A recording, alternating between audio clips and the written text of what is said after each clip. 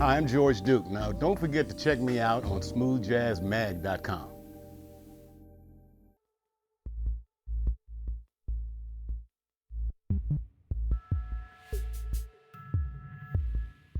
I really feel that we as artists are really dream weavers. We take on a blank canvas, we take just sonic threads and weave something out of that. It's because essentially the canvas is blank. We can paint on it. We can thread some interesting yarn through it and see what we come up with. I think that's what we do, and we pull from what's in the natural world to that which is in the spiritual world, and hopefully bring that together in a greater understanding. Now, I don't want to get too cosmic with this, but essentially, I want a Dreamweaver to start from nothing, which is a sound, and then from that, it just kept building, and no one. It was a audio soup. Nobody quite knew what was going to happen. It didn't have to be long, And then it wound up into a song which was called Stones of Orion. There is a tune that I put on this record called Change the World. It was not meant to be on here, but it has so many of my great comrades and friends, Jeffrey Osborne and Freddie Jackson and B.B. Winans and Laurie Perry and Layla Hathaway, so forth and so on. I just wanted to mention that though this is a pipe dream of a song in terms of being able to change the world, I think artists need to be positive and keep the messages out front, and don't be afraid to say what needs to be changed in the world. That if we really got together, which we won't, that we could make a difference.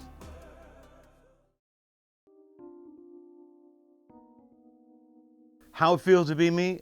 Totally blessed to be able to work with the talent I've worked with, because most of these acts that I've worked with, except for a few, have very strong musical identities.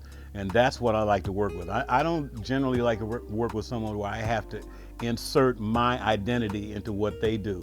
I prefer to work with someone that already has something raw that just has not been developed, or they're looking for another way of doing something, and I can bring what I know to the table, and we come up with a fresh baby, a new baby, and an interracial musical explosion. How about that? For some words. I give artists the maximum leeway to create music. I just wish today there was more music in it. I think the biggest problem for me is I don't hear a lot of melody. I just hear a lot of rhythm, and for me, that doesn't bode well for the future. For 30 years down the line, what are you going to remember? You're going to remember a beat?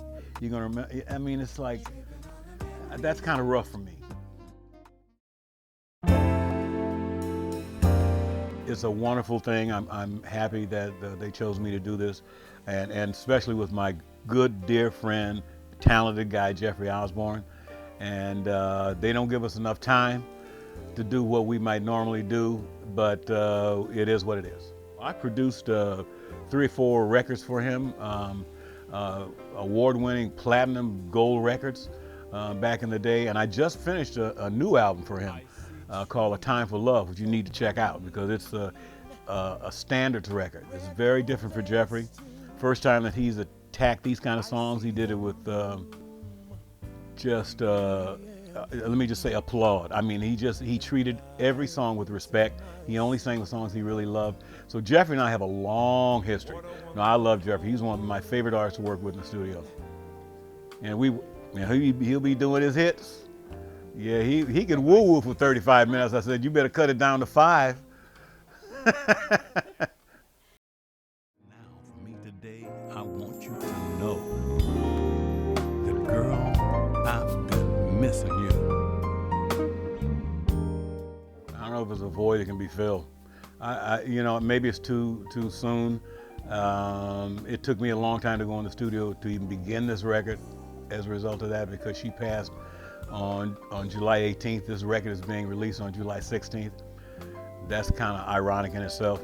But by the time I actually got into the studio and got my mind focused on what I wanted to do, and actually focus several songs basically on her.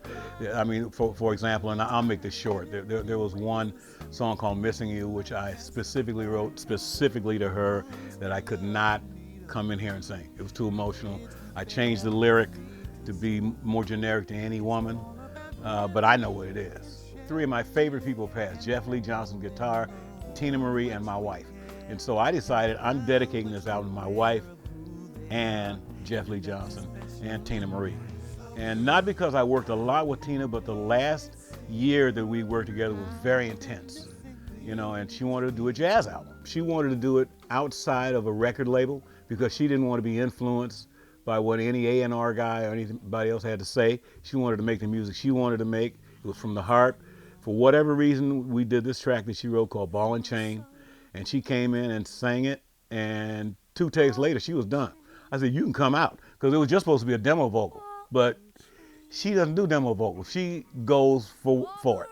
So she went for it and got it, and I said, this track is great. Now, when they decided to release a record on her, another label, I said, you know, I got this track sitting here. They didn't want it. I said, wow, it's done, finished, you know? No, that's okay. Maybe the word jazz scared them. I don't know, because it's not really a jazzy jazz cut.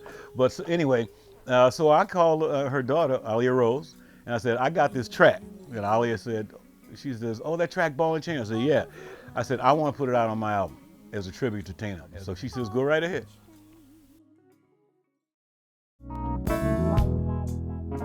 I'm pretty sure that this is one of the last recordings that Jeff Lee Johnson ever made. One track that we did called Happy Trails, which is kind of deep, because every time one of the singers would come in, I said, I want to cut this track, Happy Trails.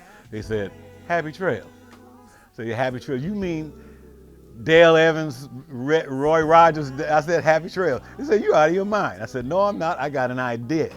And so we come in and we did it, and it worked. And Jeff Lee is really featured on it. I thought it was a perfect way to end the record with just him by himself, actually sitting in this little room over here on the floor playing.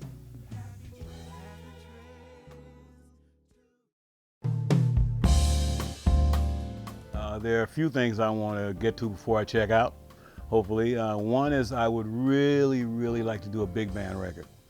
I've done, a George Duke big band record, a real, this is what this is. And, but I want to do it my way, which is a little different than probably what some might consider. That's one thing I like to do. The second thing is I still have in the back of my mind, besides, okay, I'll finish this one. I do want to go back to Brazil, and I want to do a Brazilian Love Affair too. That's another thing. That's 2 projects. Another project is I'd like to do something really ethnic, which is bring what I think about music to a particular culture, whether it's India, Africa, somewhere where I can work with indigenous musicians who may not know an A from a B flat, but they feel the call to make music, and they make music the way they do. Put my ideas with their ideas together and kind of see what we can come up with. That would be real interesting to me. Yeah, so I lost a lot of weight. I'm continuing. I have a goal, and hopefully I'll get there. Yeah, I'm a Pastafarian. I am. They used to call me Pastafarian. Yeah, man. I put a little red sauce on there, and different kinds of things. Hey, I love some pasta. That's my problem.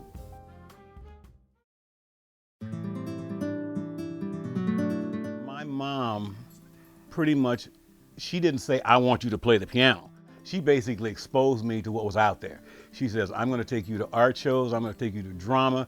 I want you to be involved in the arts. See if there's anything that sticks. The one thing that stuck was seeing Duke Ellington at 4.5 years old. And maybe because his name was Duke, I can't tell you. All I know is he was doing something that was like magic to me. And he spoke the King's English, but at the same time, he sounded like the brothers on the street. And so I was like, this is an interesting dichotomy of a person. And so I was just kind of interested. I said, I don't know what's going on here, but whatever it is, I want to be part of it. He was doing something with his hands, which I later found out he was playing the piano. Every time he lifted his hands up, the other guys on the stage would begin to play. He was conducting, but I thought it was like, whoa, these other guys started playing. This is and people were having fun. And so I told my mom, I want to do that. And I knew instantly that that's what I wanted to do. Didn't know I could make a living. That I was never sure of, not till many, many years later. But I knew that's what I wanted to do as a profession, as a life. I didn't know what a profession was, but I mean, just that was my life's calling. It was a couple of nights on this cruise, the Soul Train cruise, which is kind of interesting because I have a long association with Don Cornelius. It's late enough, it's 4 or 5 in the morning. The sun's gonna come up in a minute. I'm gonna go out on the deck and just kind of hang out. It was warm, closed the door. I sat out on the deck with my shorts, you know, and just looking out, you know, and all of a sudden the sun started coming up and ideas started flowing. It just, I had an idea. I went and got a pen and I started writing. 3 of the songs are on this record. One called Missing You, which we were just speaking about. One called You Never Know, which was just contemplative about what life is about. You know, you never know what it's going to bring. And these lyrics, I didn't have a melody together, but the entire gist of the lyrics came that night, that morning. Christian's like my son, you know, and I love him to death. And this was, the track that we did was actually not written for this album. It was something that came from 2002, 2001 when I did my first album on my label. And we just did a jam. The end of the night, I just said, okay, let's just do a jam. And we played for like 35, 40 minutes until we got tired. And I used the first part in a record called Face the Music, which was about 10 minutes long. I made this a 15-minute extravaganza that I orchestrated from a jam session. So that's how Christian wound up on this record. He didn't even know it until a couple of weeks ago.